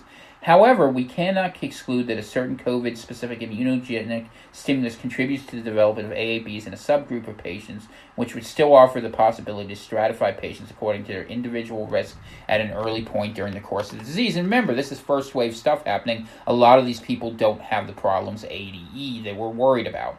So that you would expect it would be less bad, and that's what we're seeing here, and that's what you would expect. In light of the results presented here, there are interesting parallels between the reported epidemiology of severe COVID and the presence of antibodies in the general population. Autoantibody titers above 1 in 80 and 1 in 160 can be detected in 13.3% and 5% of otherwise healthy individuals, reflecting reported proportions of severe and critical course of COVID-19. And so it's interesting, right? So when you see people dying the first time around, let's use a sort of theory in this, right? That one of the things that we're seeing is it's fascinating that if you see the people who have issues already, who are the ones who are getting sick, and that's what COVID's taking out. It's removing the sick people who are a burden on society, as the utilitarians might say, as sad and terrible as that is.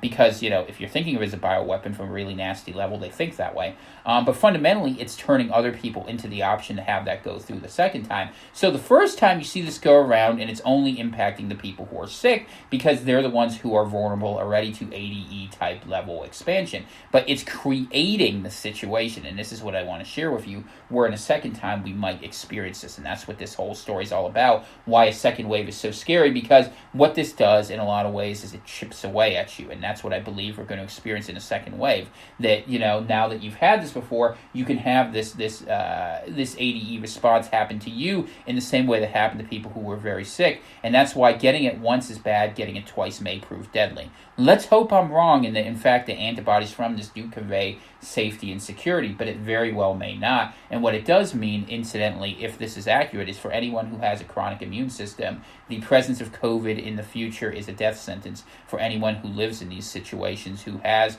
an ongoing autoimmune disorder. And it's really a terrible thing. It's something we're going to have to deal with even in the best case of scenarios. Continuing. Preliminary reports from the U.S. suggest the COVID-associated death has high among African Americans is significantly higher compared to the general population, while at the same time, ANA titers in African Americans exceed those of Americans with another ethnic background.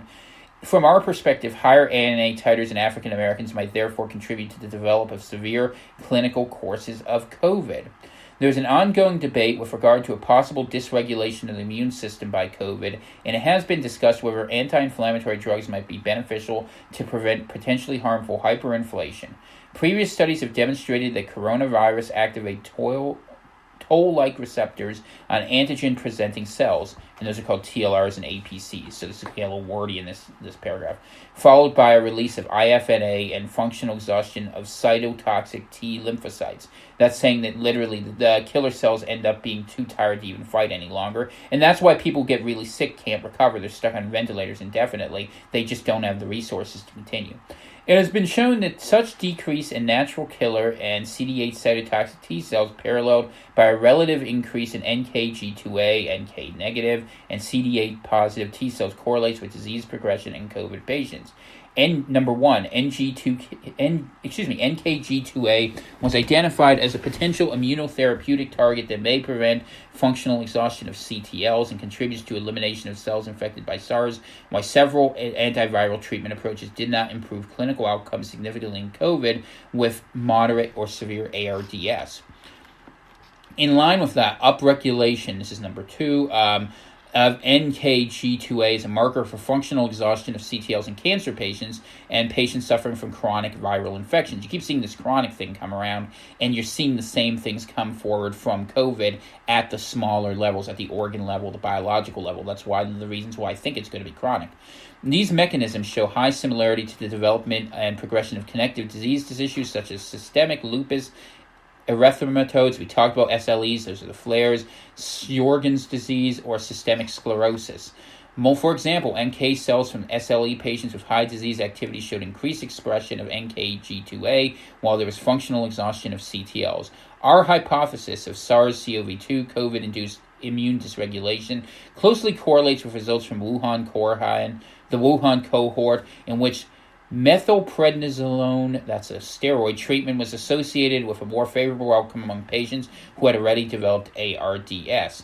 It would be interesting to evaluate if patients with SLE-like AAB pattern, that's saying that they have the problem with antibodies, profit from chloroquine, which we've seen, by the way, because it's going ahead and it's denying access to certain cells, while patients with an SSC-like AAB pattern might respond to cyclophosphamide. However, the correct timing and dose for any immunosuppressive treatment approach in a response to a viral infection remains unclear. To our best knowledge, we are the first to show relevant AAB titers in patients with a severe course of COVID-19. Together with the heterogeneity and radiological and histopathic findings we present here, our results point towards a possible dysregulation of the immune response upon SARS-CoV infection and might be comparable to lung involvement in acute exacerbation of an autoimmune disease. The early detection of autoantibodies might identify patients who profit from immunosuppressive therapy to the development of respiratory failure in COVID-19. And I would note that these studies between the Germans that came out, and I just want to get the release dates on this. This one came out on the 27th that we're sharing here. The one from Emory came out on the 29th. So we are dealing with things that came out roughly at the same time. They came to totally different populations, totally different countries. Similar conclusion in that they are seeing evidence this is an autoimmune disorder. The Germans look at this and say, well, it's attacking people who have autoimmune disorders, and that's part of the problem. The Americans found that it wasn't just that, it was populations that had other problems in there, and that in the broader sense, we now see, as we've talked about in these other things, the first examples of ADE potentially starting out there that we shared in the previous study from yesterday, that was the concern that the scientists who did the research on D614G, that modification going forward, were concerned about, because you have, as the structural protein analysis says, a highly adaptable protein that will be able to connect to different cells. And because it can connect, what it will cause, if you think of it this way, and maybe it's useful, is when the virus connects with any cell, regardless of the type, it serves as a bit of a hammer in the sense that it causes it to act wrongly, right? And it's not so much, it doesn't have to be well organized, it just short circuits the system in the same way that if your computer goes bad, or if I smashed my computer I'm looking at right here, you would have sparks go all over the place, and then you end up with a response that is not appropriate. And that's what we're starting to see at the baseline in COVID. So if this comes around again on a second wave, the virus continues to modify and mutate itself. And it could happen very quickly. It could already be happening. But D614G is all over the place. But let's say we get another version, one big mutation that exists because we have the spike protein act differently, or something internal to it that changes through recombination. It comes around a second time. The government issues immunity certificates. Everyone who has antibodies thinks they're safe, and all of a sudden, all those people with all those antibodies are the ones who get sickest. And then instead, when you have these populations that the Germans, I think interestingly, suggesting that the reason why you have that 15% and 5% numbers of people who get really sick represents people with the existing autoimmune dysfunction that that the virus can take advantage of, and it has led to the microclotting and those sort of problems, except now most people have that. So what does that look like in terms of the survivability rate? Not good. A lot of people very sick, a lot of people very ill, and anyone who got sick ends up dying. And that could be the example of how this all plays out. That's the worst case scenario. Best case scenario is the antibodies do work, that they don't get overrun by ADE, in which case then we still have a whole bunch of people getting sick and suffering, but it's not the end of the world unless you get other diseases, or if a second disease becomes common, then the fact that we have COVID floating around means that any other disease you get is that much more deadly. And this is the new world we're walking into. It is a scary place. It's not going to get easier. It's a world where people are going to live less. They talked about the COVID life expectancy bringing life expectancy down 11 years in 11 years in women, 13 years in men. And this is the new world we live in. But hey, it's just the flu, bro. So that's what I've learned about coronavirus and what I wanted to share with you in these things. And that's the most recent research of it. But I think one of the things I didn't know that I was going to be able to do today, and I'm really pleased that I was able to, is have a better understanding of why microclotting might happen. And it's a testable hypothesis, and it would be this, that the autoimmune function of dysregulation of the immune system caused by COVID is causing inflammation in the cell walls. The hyperinflammation in the endothelial walls is directly responsible across multiple systems for the microclotting that is leading to potential organ failures. And I think that's a testable theory. We could connect the pieces. And it looks like that's how you begin to understand what's happening in COVID. It's something where it's going to be in the background. It's going to make everything else you have worse. And let's just pray it stays as bad as it is and not get any worse. In terms of a vaccine, you can see all the different things that stand in the way of us potentially getting to a successful outcome in terms of our ability to defeat this. You know why I'm a skeptic and why I think that we should be very afraid, as the good people of Emory University were about the likelihood of a vaccine actually being successful for this. I'm going to close with one short story just to put an emphasis point to show you it's not just me telling you the way things should be, right? So this piece is from livemint.com. They cover a lot of different things related to COVID and look at it from different perspectives. And this piece here, let's read here, like HIV and dengue, COVID-19 might also never have a vaccine. And this is just a coverage of a larger report from CNN, but I want to just pull out the key points here because this is a 2-minute read and it gets the key point across much more quickly than having to read something long. You guys have heard enough already from me today. May 3rd, 2020, 9:11 p.m. The public's hopes are repeatedly raised and then dashed as various proposed solutions fall before the final hurdle, says a CNN report. From a total of 102 candidate vaccines for coronavirus in the race, 8 leading vaccines are in the human testing phase. London. While over 100 vaccines are currently under preclinical trials and a couple of those have entered human trial stage, leading health experts have raised alarming questions about what if the world never sees a COVID vaccine, as in the case of HIV and even dengue, where there's no vaccine even after years of research. There is another worst-case possibility that no vaccine is never developed. In this outcome, the public's hopes are repeatedly raised and then dashed as various proposed solutions fall before the final hurdle, and it's this antibody-dependent enhancement that's going to be that hurdle, by the way. The report said on Sunday, and they might just go out there and say, hey, it works, and then, people take this horrible chance. Nearly 4 decades and 32 million deaths later, the world is still waiting for an HIV vaccine. An effective vaccine for dengue fever, which infects as many as 400,000 people a year, according to the World Health Organization, has eluded scientists for decades. A vaccine to prevent dengue is available in some countries for people aged 9 to 45, but the World Health Organization recommends the vaccine only be given to persons with confirmed prior dengue virus infection. According to the CDC, the vaccine manufacturer Sanofi Pasteur announced in 2017 that people who receive the vaccine and have not been previously infected with dengue may be at risk of developing severe dengue if they get dengue after being vaccinated. Keep in mind, COVID's going to be floating around. They tell you get a vaccine, it comes around, same problem for the same reasons and the same mechanisms. There are some viruses we still do not have vaccines against. We cannot make an absolute assumption a vaccine will appear at all, or if it does appear, whether it will pass all the tests of efficacy and safety, said Dr. David Nabarro, professor of global health at Imperial College London, as quoted in the report. According to Dr. Anthony Fauci, director of National Institute of Allergy and Infectious Diseases, NIAID, the vaccine could happen in 12 to 18 months. However, we've never accelerated a vaccine in a year to 18 months. Dr. Peter Hotez, dean of the National School of Tropical Medicine at Baylor College of Medicine in Houston, is quoted as saying, the COVID-19 disease could be with us many years into the future, and the lockdown is not sustainable economically. It means the culture of shrugging off a cough or light cold symptoms and trudging into work should be over. Experts also predict a permanent change in attitudes towards remote working, said the report. Currently, a vaccine candidate for COVID was identified by researchers from the Oxford Vaccine Group and Oxford's Jenner Institute. The potential upcoming vaccine, CHAdOX1, we'll call it ChAdOX1, is based on an adenovirus vaccine vector in the SARS-CoV-2 spike protein.